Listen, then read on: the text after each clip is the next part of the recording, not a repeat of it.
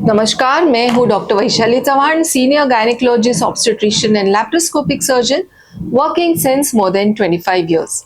आज का हमारा टॉपिक है who is at risk for GDM या जीडीएम की जोखिम किन्हें ज़्यादा हो सकती है। जीडीएम यानी जेस्टेशनल डायबिटीज ऑफ प्रेगनेंसी, यानी जब ब्लड शुगर या डायबिटीज प्रेगनेंसी के दौरान डिटेक्ट होता है तो उसे कहते हैं जीडीएम, और उसके काफी कॉम्प्लिकेशंस होते हैं माँ और शिशु दोनों के लिए। तो एट रिस्क कौन है, किसे जीडीएम की रिस्क ज्यादा मानी जाती है, जिन्हें हो सकता है। अगर किसी का वजन ज्यादा हो, बीएमआई ज्यादा हो, मोटापा हो तो risk of GDM is more. अगर एज ऑफ प्रेगनेंसी ज्यादा हो, more than 35 years of age, तो risk of GDM is definitely more. अगर पीसीओडी हो तो अगेन रिस्क इज मोर, या पिछले प्रेगनेंसी के दौरान ऑलरेडी जीडीएम हो चुका हो, या पिछले प्रेगनेंसी में बड़ा बेबी हुआ हो more than 4 kg, then risk of GDM is more. या फैमिली हिस्ट्री हो, पेरेंट्स को डायबिटीज हो, तो again risk of GDM is more.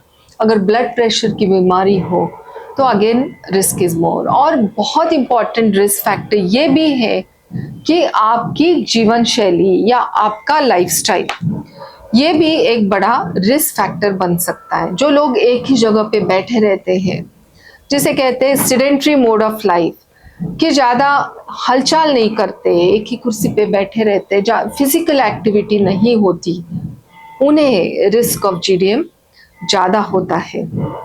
अगर खाने की आदतें ठीक नहीं हो, बैलेंस्ड न्यूट्रिशियस डाइट नहीं ले रहे, junk food, process food, cold drinks, मैदा खाने में बाहर का ऑर्डर करके खाते रहिए, मीठा खाना, फ्राइड खाना, ये सब अनहेल्दी चीज़ें जो खाई जाती है, इस वजह से भी रिस्क ऑफ जीडीएम बढ़ जाती है।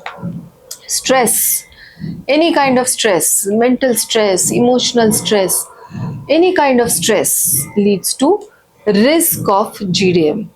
आजकल हम ये भी देखते हैं कि पोल्यूशन बहुत बढ़ गया है, नॉइज पोल्यूशन बढ़ गया है, गाड़ियों की मात्रा रोड्स पे बढ़ गई है, so there so much pollution around. इस वजह से भी जीडीएम की रिस्क बढ़ जाती है।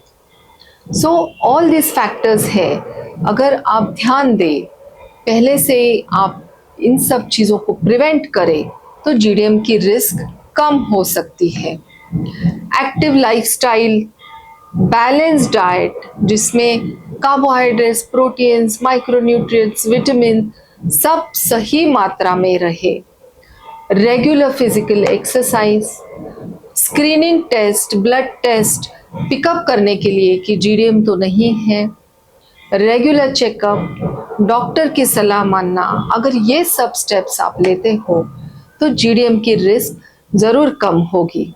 और प्रेगनेंसी प्लान करने से पहले ज़रूर आपके सब टेस्ट करवा लीजिए, फोलिक एसिड चालू कीजिए एंड जीडीएम की रिस्क कम कीजिए। अगर इस विषय के बारे में आपके कोई भी सवाल हो तो हमें ज़रूर लिखिए और कांटेक्ट कीजिए। Thank you.